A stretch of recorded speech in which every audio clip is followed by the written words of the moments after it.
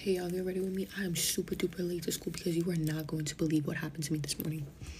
So I woke up at a pretty decent time and all of a sudden I wake up with my ear bleeding. Y'all see this hole right now? Y'all see this hole? Yes, I woke up with my ear bleeding. And at first, my earring, I had my second piercing and it wasn't there. I was like, what happened to it, right? And I woke up with it like hurting. And I was like, wait a minute, this doesn't make sense because the earring backing is there. And at first, I was kind of slow with it. I was like, wait, what? Maybe I like tossed and turned in my sleep and like it yanked off because it was bleeding. And I was like really scared because I was like, what the hell? I was putting tissue on it and everything. But then I realized that the backing is still on my ear, like the butterfly backing that it has and like the earring, like the backing of the earring. So I was like, no way, no way. I felt my ear and the earring was stuck in my ear. I'm about to show y'all the earring. All right, so this is what the earring's supposed to look like. This was stuck in my ear. Like, this whole part was stuck in my ear. I was feeling it, bro, and there was, like, a ball in my ear. And I was like, no way. I had to think twice. And at that same period of time when it happened, when I was trying to, like, wiggle it out, I was feeling sick all of a sudden. So that was an extra 10 minutes that I could have used for getting ready. And I'm so late to school, y'all. It is 8:11. So this was the earring that was stuck in my ear, and this is what it's supposed to look like. Yo, when I felt it, I was like, no way. Like, it was just no way. Like, no way that was stuck in my ear, bro. No way. And on top of that, at that same time when I was like wiggling out and trying to like get it out, I was feeling sick too. So I was like on the toilet for a good like 10 minutes.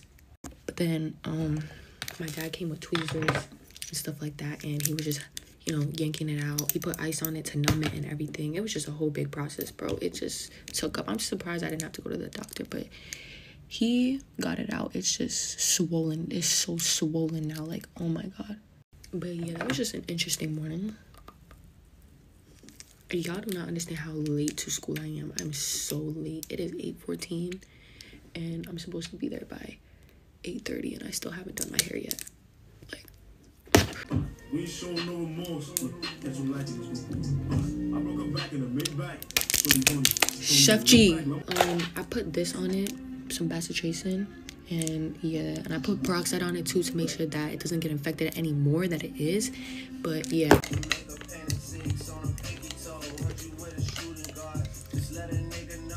These gummies are so good. They're not even gummies, they're multivitamins. I've been eating them like a candy though. I need to stop doing that. For real though, I gotta lock in because I'm mad late. It's 8:20 right now. Ooh, I already have mad latenesses already.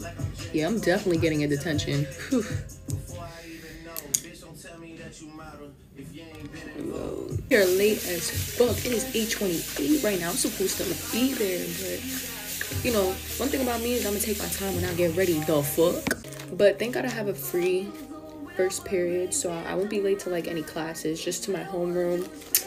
But yeah, I'm almost done here. I'm just gonna like brush my hair, and yeah, that's the hairstyle for today, y'all. Something calm, you know, something new. Actually, I never tried like the slick back over here, but yeah, y'all, I need to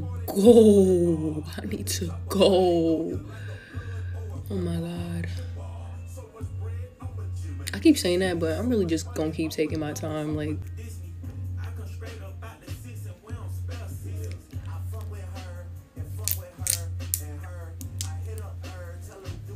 Just do my lashes, you know, brushing them.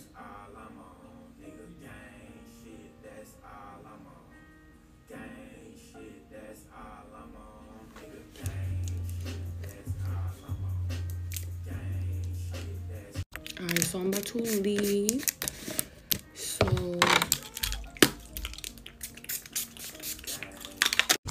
alright, so thank y'all for watching. Bye, pretties and uglies.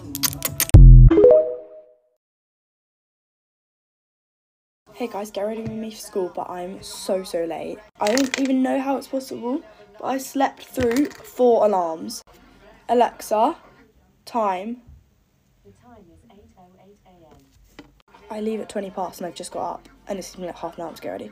Okay, now these are off. I'm gonna quickly go wash my face and then I'm coming back. Okay, I've just done that. I haven't put any jewelry on. Okay, now that's all done. I'm just gonna start my makeup. I'm actually okay looking forward to today, if that made sense.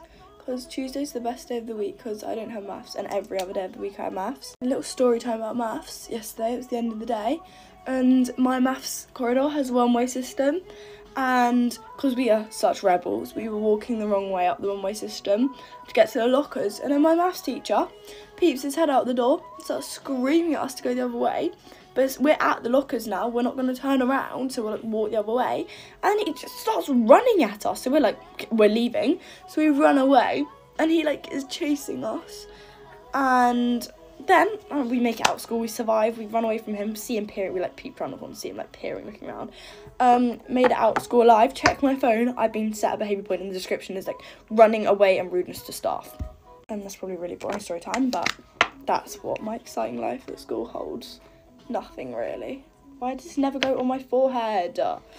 After school today, I'm going to my friend's house because I was like, that's going to make the school week go quicker if we do stuff after school, guys. I don't really know what we're planning to do there today, but I just thought it would be fun. Guys, I can't lie, the skin situation is still not getting better.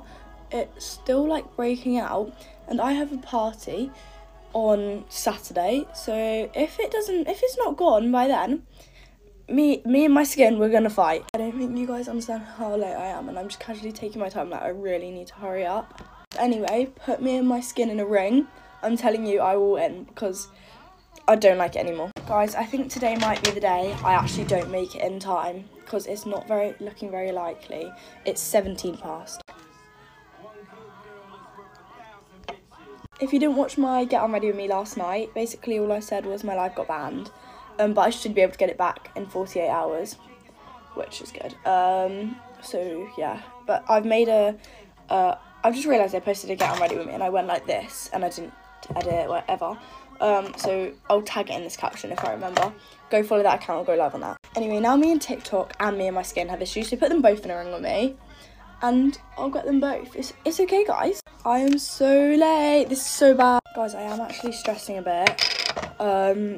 So I don't think I'm going to make it. I also did a Shein order yesterday, like quite a big one. It's got quite a few things in. So when that arrives, if people want, I'll do a haul. Guys, I'm being shouted at. I meant to have left. Alexa, time. It's 8:20 a.m. I'm not even dressed. Okay, guys, I've decided I'm going to give up. I'm not going to make it. I'm just going to take my time. I'm just going to let it set and then I'm going to be back when I'm changed. Hey, guys, I quickly put on a jumper today because I was really cold. Yesterday I didn't have one on and all my friends did. So it's the first day wearing a jumper. Guys, my mum doesn't like me anymore. I'm so late. She's probably gonna scream at me. Joking, she won't scream at me, she's so happy. Okay, apart from that, guys, I am done. Guys, I love this. It's so good, you should all try it. I might put my hair in a plait because I'm bored, but I'll do that in form. Bye guys, love you.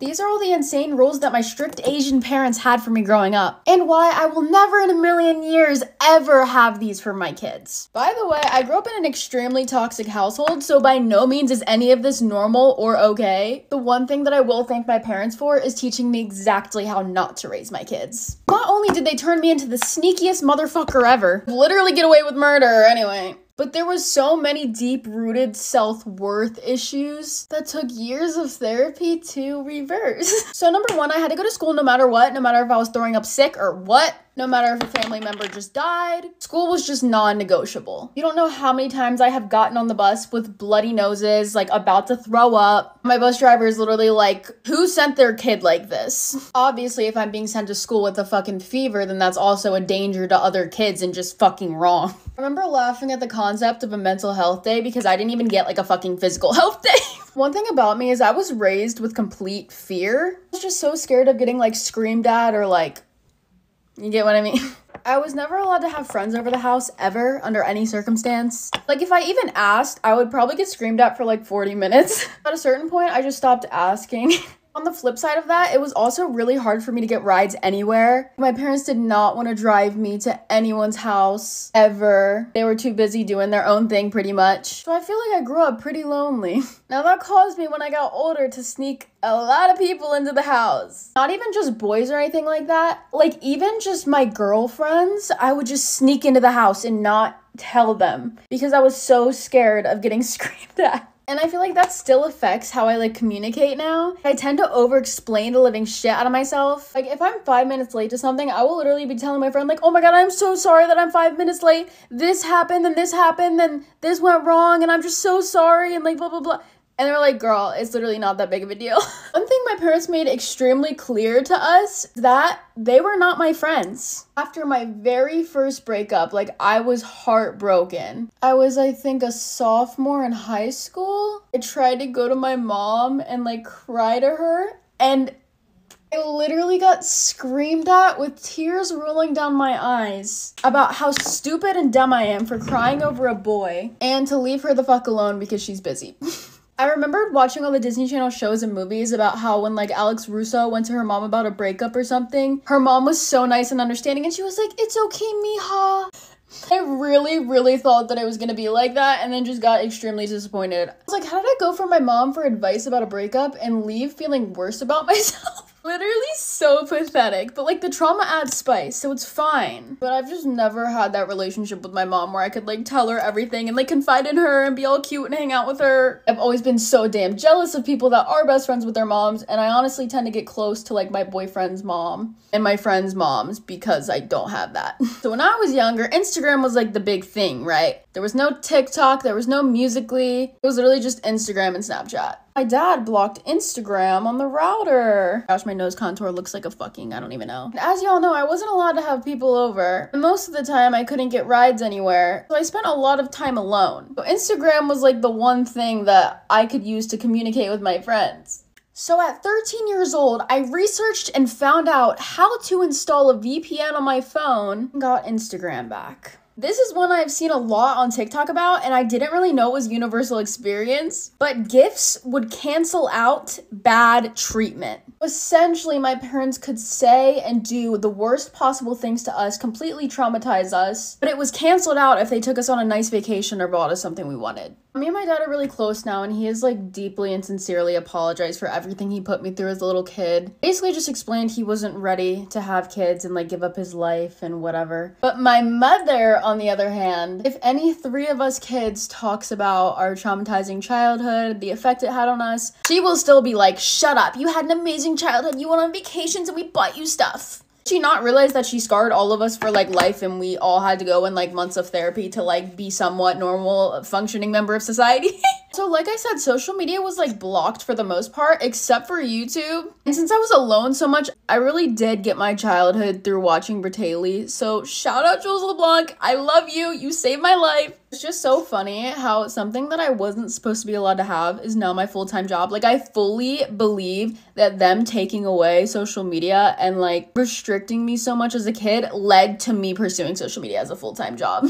I never really even wanted to have kids, but part of me really wants to just so I can raise them with like the most utter love and care and give them every single thing that I didn't get growing up. Like, I want to be the house that all the kids come over to. There's little slumber parties, and there's hangout sessions at my house, and I'm the cool mom. I want to have that mother-daughter relationship where my daughter can tell me literally everything, and she's like my best friend. And lastly, if you're in a toxic household right now, just please keep holding on. Promise it will be over. You will get out of it. And I'm sorry, you have a damn good personality because trauma really does build character. You're probably so funny. You're probably so sweet. I love you so much. And I am a real-life example in front of you guys that you can get out of it. Oh my gosh, that was like so deep. I love you, Hobnoggers, and I'll see you next video. Ew, was that too deep? Oh. Get ready with me to go break up with my boyfriend. Last night, I met my boyfriend's girlfriend. Yes, you heard that correct. So we're out at this club, and this girl was like hugging my boyfriend from behind. And I mean, I didn't really think anything of it. I'll just tell her like, go away, I have a girlfriend. But turns out he didn't. I'd never seen him like this. He almost froze. And then she kissed him on the cheek. Like, okay. So at this point, he was still frozen. All his friends around him like looked shocked, and I knew something was wrong. He just said, I'm sorry. He just looked at me and said, I'm sorry. Like, what did he want me to say? Oh, that's like totally fine. Like, that's fine. Just go like make out with other girls. Cool. No, not.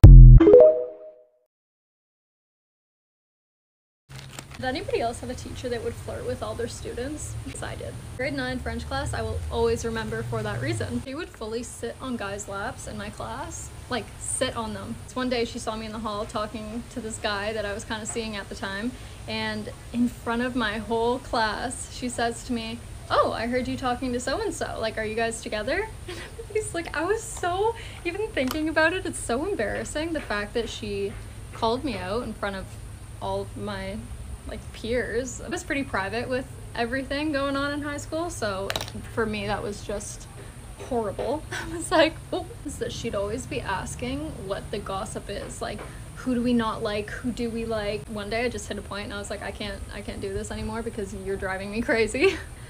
Can I speak to you after class or whatever? And I think she could just pick up on the vibe that I wasn't having it with her anymore, and I was gonna, you know, confront the situation. Picture little grade 9 me, like I was so nervous. I'm pretty sure my voice was cracking as I'm talking to her, but like we talk after class and I was basically just like, what's going on? Because talking about my personal information with people, super weird.